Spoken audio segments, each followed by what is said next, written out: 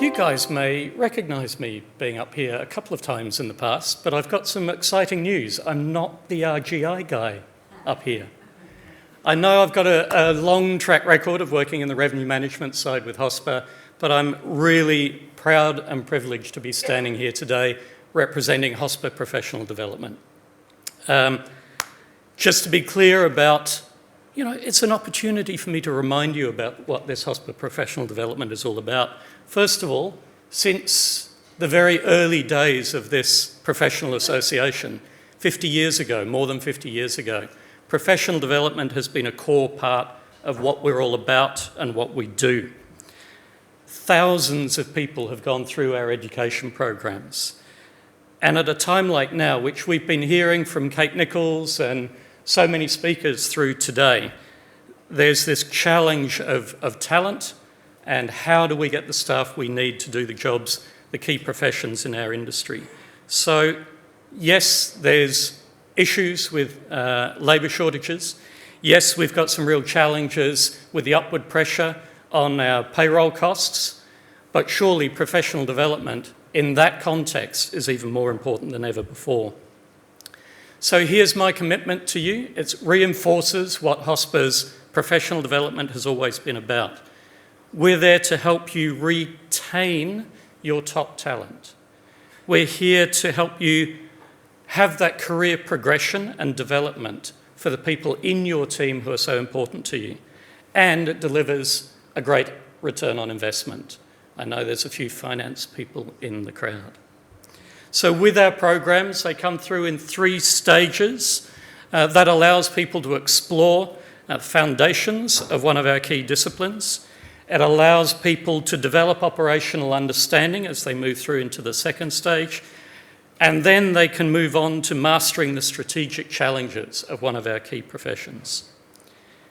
These programs are robust. These are 5-month-long programs supported by real tutors, and I've been delighted to have them here today. For those of you staying for dinner, you'll have the opportunity to have a catch-up, have a drink with one of our tutors, Yanil on finance, Janelle on revenue management, and Ali with asset management. These programs are developed to be self-paced, specific to hospitality. This is not generic, you could use it in Tesco. This is specific to our industry. And it allows the learners to maintain professional, personal commitment. So it's online and it's designed for people in challenging full-time jobs. But I've got 2 quite exciting things to let you know about. One of them I've already snuck in there.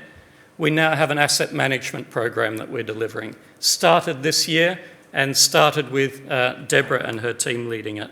And even more exciting, from the March intake at the beginning of next year, we will have a professional diploma, which people will complete at the end of the 3rd stage. So professional diploma in asset management, revenue management, and finance management. So it's a pretty exciting time. I don't mind making the shameless plug, seeing as we're part of HOSPA. Come and see Yona out at the breakout area where she can talk to you. She's the person who's running our programs. And I think this is a great opportunity to hand over to someone who's at least as passionate as I am about the hospitality education of our professionals. So Harry, over to you. Thank you. Thank you, Michael. Well, one of the first enjoyable tasks I had when I became president of HOSPA was to actually hand out the prizes at the annual awards ceremony for the Learner Awards, the winner of the Learner Awards. As I mentioned this morning, HOSPA leads the way on training and online training. And investment in training is not a cost. Investment in people is not a cost. There is a return. Better productivity, less waste, less complaints. And I think that HOSPA owes a debt to the person who implemented those training programs and did a most incredible job.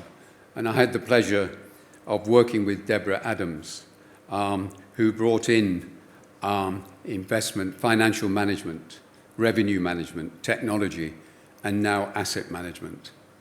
Deborah Adams spent over 20 years working on those programs, and hospitality has a huge debt to pay to her. And I now have the great pleasure of presenting Deborah with some gifts on behalf of Jane and behalf of HOSPA for the wonderful job she did going forward, and especially now during these difficult times when we talked this morning about trying to attract staff. Parents want their people to have qualifications. So, Deborah, delighted to make this presentation to you.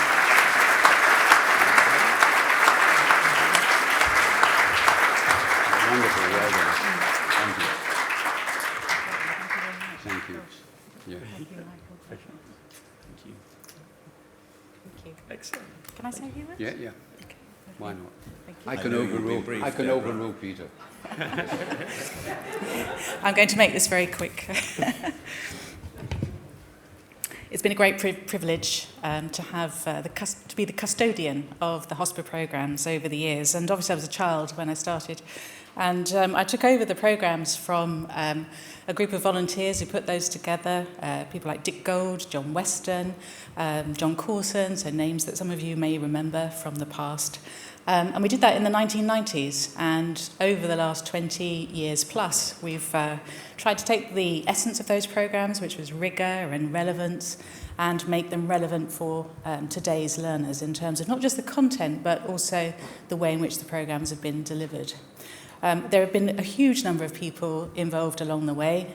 Some of them are volunteers, and some of them are in the audience today, so thank you to you. I'm not going to go through all the names, obviously, but I'm hugely grateful to all the people along the way who have provided content, who have put learners onto the programme, who have provided a listening ear, have been consultants in terms of providing advice. So a huge thank you from me for that.